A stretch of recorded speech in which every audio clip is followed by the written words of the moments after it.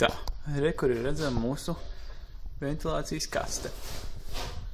Viņa iet līdz pat lejai. Re, kur šito gofru var noņemt nost. Tā. Te ir pieskrovēts, bet es te silikonu sataisīju, lai neiet garām. Un re, kas ir caurumā.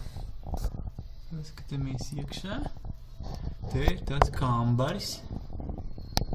Tāds kantains. Un iekšā ir trūba, kurā ir izgriezts caurums. Tā te.